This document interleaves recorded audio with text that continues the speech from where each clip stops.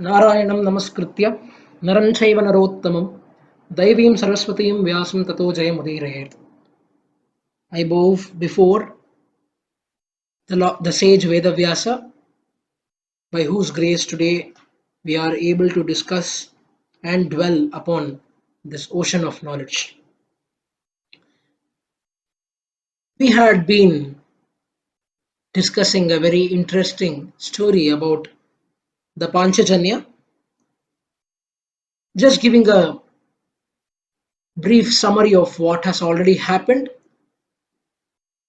Samdipani was the guru of Lord Sri Krishna and Balarama. After they had graduated from their Gurukula, set up their own kingdom, and they were eligible to give Guru Dakshina, in a position to provide Guru Dakshina, they came to the Guru and requested him to ask for anything. And they had come with mountains of gold and rice, but Sandipani only wanted one wish, and that was to retrieve his son from the oceans where he had gone into from Prabhasa. He had gone for a pilgrimage to Prabhasa, which is a region in Gujarat near the Somnath temple, and from there he had gone into the Sagara, into the oceans, and he had not returned back. Krishna immediately received the grace of his guru and his brother, and then he went into the great ocean where he was greeted by the god of the ocean Sagara himself. When asked where the Guru's son was, Sagara pointed to an asura named Panchajana. Sri Krishna involved himself in a battle with Panchajana where he killed Panchajana, and he only found a conch on the outer body of the demon but no son inside. So he immediately went to Samyamani, the capital of Yamaloka, where he blew the divine conch, and which made Yama come running to meet the pair of Balarama and Sri Krishna. Yama, on hearing the request, said that he had come there due to Purva Janma Karma, and Krishna requested Yama to eliminate the Purva Janma Karma, to eliminate the Karma Bandha, and then allow him to go back to his Guru. Yama agreed to this and allowed Krishna to satisfy his promise of Guru Dakshina. The son returned back to Guru's ashram. Guru was very happy, and he blessed Krishna and Balarama with permanent memory of the Vedas, to be able to quote the Vedas at any point of time from the memory without having to do any bit of research. So thus that was the story of the Panchajanya, the great conch of Sri Krishna. Next, in the shloka, the name of the conch discussed is Devadatta, which is the conch of Dhananjaya, which is another name for Arjuna. Arjuna has various names, of which Dhananjaya is one, because he acquired a lot of gold and treasures from other kingdoms by conquering them. It was given to him by Varuna himself, and that's why it's called Devadatta, given by God himself. Poundra, which is Bhima's conch, was very huge and had lots of marks on it, lots of designs, patterns on it. And in Sanskrit, in the Samskrita Bhasha, we call these marks as Pundraha, and that's why the conch is called Poundraha, because it has a lot of marks on it. Let us take a moment to dwell into why one uses a conch. Why is the conch such a celebrated instrument? If we hold a conch near our ear, we can hear a gentle humming ocean sound. When one wonders what this is, one may find that this is actually the sound due to the natural vibration of the earth which is magnified inside the conch due to the shape of the conch. Scientifically, the vibrations of a conch helps enhance positive physiological and psychological vibrations and is proved to have done a very interesting task. It clears air pollution. The blowing of the conch, claimed by many research papers, clears environment pollution, and because it is the natural vibration it emanates, it also can reform the ozone layer. It can cause reformation of the ozone layer. One may question, how is it possible for a sound to create all these effects? It is because the ozone layer, the sound emanated from the conch gets into resonance with the particles of the ozone layer and in resonance with the air particles present. When this happens, the dust particles are removed due to negative resonance. They are pushed away due to negative resonance, and because of positive resonance happening with the ozone particles, it reforms it. So the same sound is able to produce both effects as we know in physics. It's only vibrations, and because it vibrates in negative resonance with the dirt particles present in the air, it can clear environmental pollution, and because it vibrates in positive resonance with the ozone particles, it can cause reformation of the ozone layer. So this is a very interesting scientific aspect of Shankha and why Shankhanada is celebrated in our country. Moving on, Sanjaya talks about the other conches that are mentioned and uh, blown on the Kurukshetra field. He says, Ananta Vijayam Raja Kunti Putra Yudhishthiraha Nakula Sahadevascha Sughoshamani Pushpako. It is a very direct shloka. Ananta Vijaya is the name of the conch of the most elder Pandava, Yudhishthira, who is the son of Yamadharma himself. That is why the conch was called Ananta Vijaya, ever victorious. Whenever the conch was blown, Yudhishthira never lost a battle. And Nakula used a conch which he had named Sughosha because it produced a very loud sound. Ghosha means sound and Sughosha means good sound.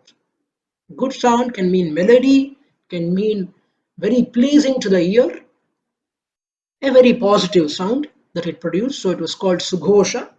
And Mani Pushpaka was Sahadeva's conch, and it was well decorated with gems which looked like flowers. So it was called Mani Pushpaka. But let us again look into the conches and their shapes, sizes, their descriptions, everything. This is not present in the Bhagavad Gita directly, but it has to be taken from the Mahabharata. If we look into the book called Hindu World, an encyclopedic survey of Hinduism, Volume 1 by Benjamin Walker, we can find that the conches have been described in detail in many other scriptures, including the Mahabharata. Various conches have been discussed and described about, but let us only look into the conches that are described here by Sanjaya. We shall look into their shape, their size, their color, and their sound. Each of them produced a different sound, just like how Bhishma's conch produced a lion sound, a roaring sound. In a similar way, the Panchajanya was slender in shape. It was very small, not a very big conch. It was a very small conch because the Asura had taken the form of a whale and it had only formed, the conch had formed on the tail. So it was a very small conch, not a very big conch. It was black in color and it produced a very sweet sound. The Ananta Vijaya was again slender, but it was large in size. It was yellow in color and produced a mellow sound. The poundra, the conch of Bhima, was thick. It was huge in shape so that even a person could sit on it.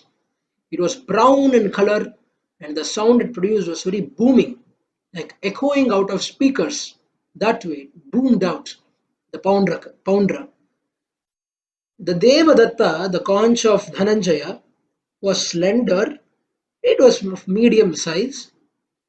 It was white in color, the only white conch that we can see on the Mahabharata field. It was white in color and produced a very high pitched noise. It produced a very high pitched sound which would drive fear into the enemy's heart. The Sughosha was again thick, large in size, grey in color, and it produced the sound of horses, the neighing sound of horses. That is why he was able to control horses very well. Even in the kingdom of Virata, where they were under disguise, Nakula took the role of the horse caretaker, the horse keeper, because he had a conch that sounded like a horse neighing and he could communicate with the horses very easily. The Mani Pushpaka was again slender in shape, but it was very, very long and it was pink in color and it produced the sound of cows, mooing sound. And that's why, with the Manipushpaka's help, Sahadeva took the part of a stable keeper, a cow stable keeper in the kingdom of Matsya, the kingdom of Virata, where they were in incognito. Then again, there are various warriors described. काश्यश्च परमेश्वासः Shikhandi च महारथः दृष्टद्युम्नो विराटश्च सात्यकिश्चापराजितः. The king of Kashi, whom we had discussed about, he was a great archer, was blowing his conch. Shikhandi, the mighty warrior, was blowing his conch. Drishtadyumna, Virata, and the invincible Satyaki was also blowing his conch. A very interesting information about Satyaki was given by Pramodji. Thank you very much for that information. In the Mahabharata Yuddha, very notably, two Guru Shishya pairs were present, Drona and Drishtadyumna, Satyaki and Arjuna. When the Narayani Sena went to side with the Kauravas, Satyaki chose to fight for the Pandava side because he did not want to go against his Guru Arjuna. Meanwhile, Drishtadyumna was the commander-in-chief of his Guru's opponent side, and this made Duryodhana taunt Dronacharya on this basis. He wanted to taunt him, saying, I don't know whether the Guru is said to be at fault or the Shishya, but if you look at how the relationship has been built, your Shishya's Shishya is siding with his Guru, while your own Shishya is taking up the role of the commander in chief of the opponent side. Isn't it very funny, he says, just to taunt Dronacharya and make him fight with complete fierce, complete vigor, so that he does not compromise just because the opponents are the Pandavas. Having discussed all these warriors, there are a set of another warriors which we must know about. द्रुपदो द्रौपदेयाश्च सर्वशः पृथिवीपते सौभद्रश्च महाबाहुः शङ्खान् दद्मुः पृथक् पृथक्. Drupada, king of Panchala, Draupadi's sons, the Upapandavas, whose name I will mention again in order to retain the names in our memory. It is very, very important that we know the names of the Upapandavas, isn't it? We always feel more proud when someone calls us by our name because we have an identity. When you address someone as a part of a group, they lose their own identity. They become a part of that group. That is why generalization can become very dangerous.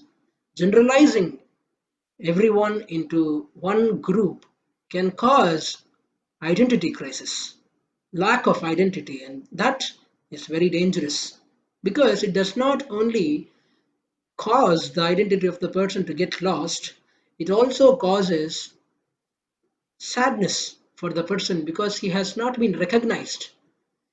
This is very evident in saying when we say when we address the term Kauravas, we only know the names of Duryodhana, Dushyasana, Vikarna, and if we are asked to write down 10 or 15 names of the Kauravas, it is impossible for us to do.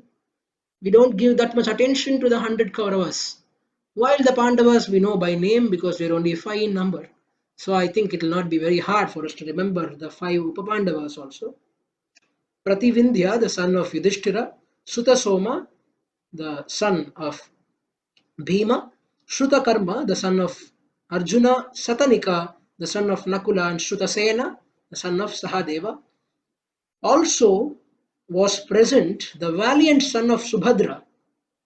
Saubhadraha is the name given to Abhimanyu. He was the son of Arjuna and Subhadra. All these young warriors blew their conches.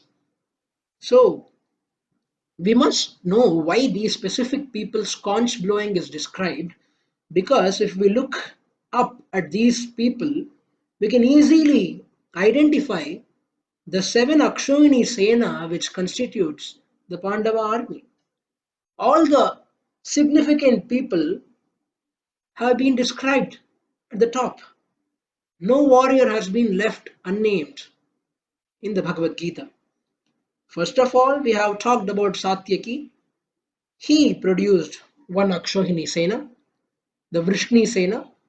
Malayadhwaja from the south, because of their connections with Lord Krishna, one Akshauhini Sena was sent. Drishtaketu had brought one Akshauhini Sena from the Chedi kingdom. Jarasandha was killed prior to the battle, and thus his son Sahadeva sided with the Pandavas. It is very important to not confuse this Sahadeva with the Sahadeva of the Pandavas. They have common names. Jarasandha's son was also named Sahadeva, and he brought one Akshauhini Sena of the Magadha army to the battle. Drupada brought one Akshauhini Sena from the Panchala. Virata brought one Akshauhini Sena from Matsya. Ghatotkacha and the other allies brought one Akshauhini Sena from the Rakshasa side. We must understand that when we look at the 7 Akshauhini Sena, in these, every Sena has a part to do with Krishna. Without Krishna, the 7 Akshauhini Sena would have been completely absent. Let's look one by one. Satyaki was introduced to Arjuna only by Krishna. If he was not there, if he had not given the choice of bringing the Vrishni Sena to this side and had not given Satyaki the chance to shift from the Narayani Sena side to the Pandava side, he could have never came to battle. He could have never fought for the Pandavas. So that is Krishna's role in Satyaki bringing one Akshauhini Sena. Malayadhwaja, even that was because of their reverence to Krishna that they sent one Akshauhini Sena.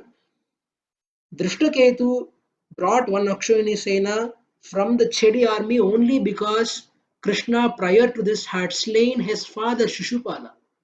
If Shishupala was still there, he would have sided with the Kauravas.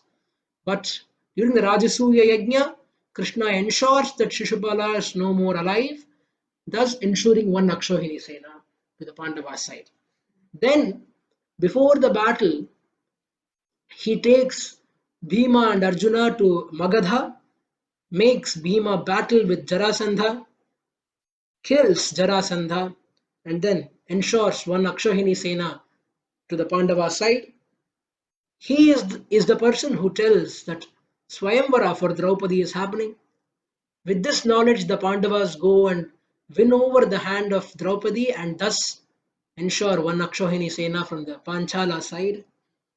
Virata was under the fear of Kichaka, But Krishna ensures that Bhima kills Kichaka during their incognito time in the Matsya kingdom, thus ensuring one Akshohini Sena, and the Vivaha between Hidimbi and Bhima cost one Akshohini Sena. So, without Krishna, these seven Akshohini Senas would have never ever come to the Pandavas' side. The Pandavas would have had to fight their own battles by themselves, only 5 people and their sons. But Krishna's brilliance and mastery, control, foresight, I cannot get enough words to describe his cleverness. He ensures that seven Akshayani Senas are present for the Pandavas.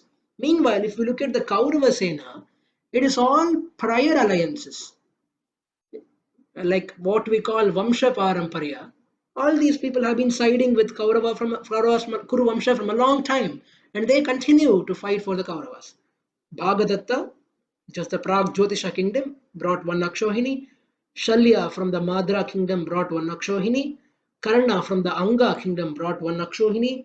Kritavarma, the leader of the Narayani Sena, brought one Akshohini. Jayadratha brought one Akshohini. Sudakshina from the Kamboja Rajya brought one Akshohini.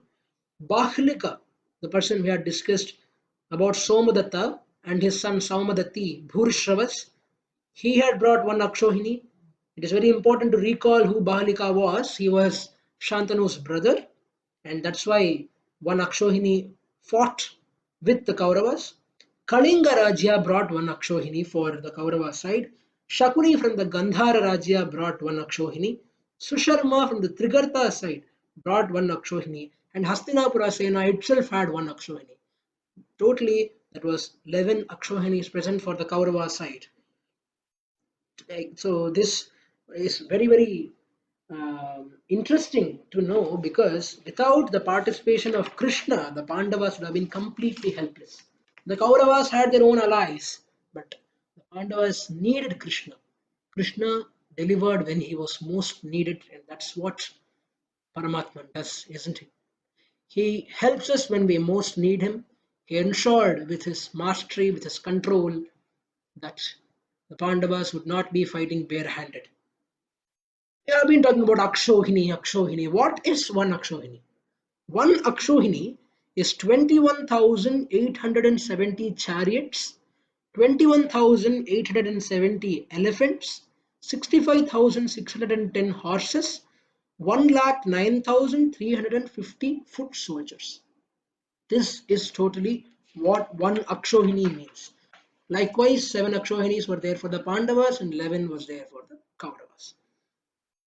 Next, after all this Shankhavadya had happened, what occurred at the Kurukshetra field was Saghoshodhartarashtranam hridayani vyadarayat nabhasya prithivin chaiva tumulobhyinunadayan.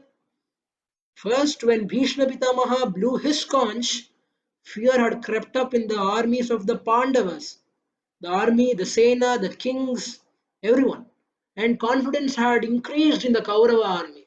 But looking at the response from the Pandava side, when all these notable, important kingsmen and warriors drew their conches, the confidence that had built shattered.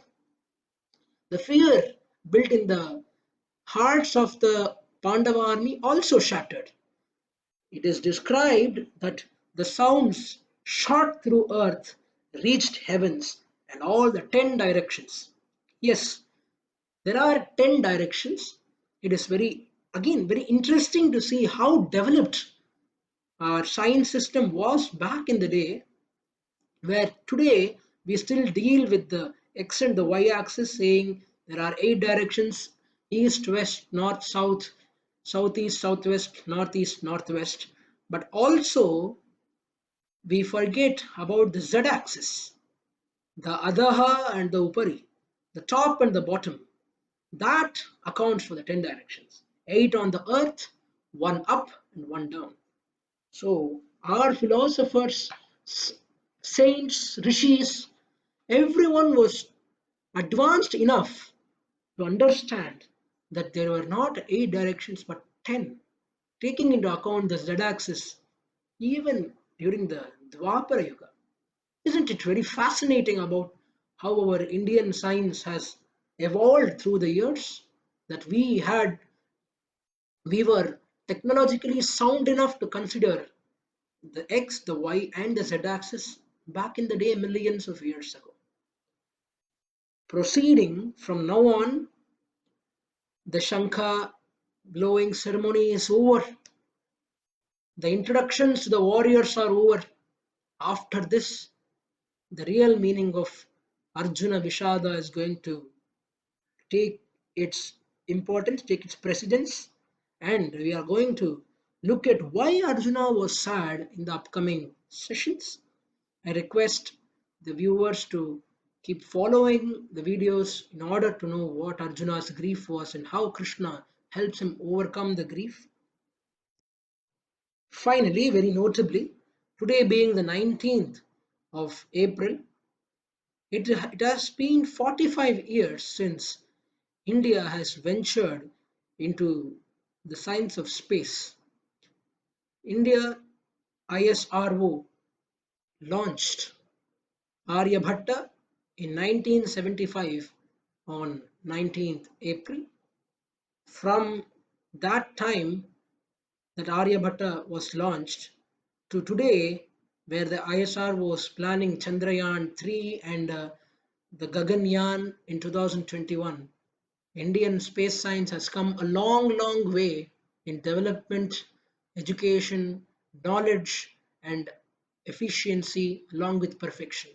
Today, all the countries look up to the Indian Space Research Organization for expertise, and that is a very proud moment for all the Indians present in the country. So, with the ghosha of Jai Hind, Jai Bharata Mata, I conclude my session by placing my pranams on the feet of the Lord. Govindeति sada dhyanam, Govindeti sada japam, Govindeti sada dhyanam, sada Govinda kirtanam.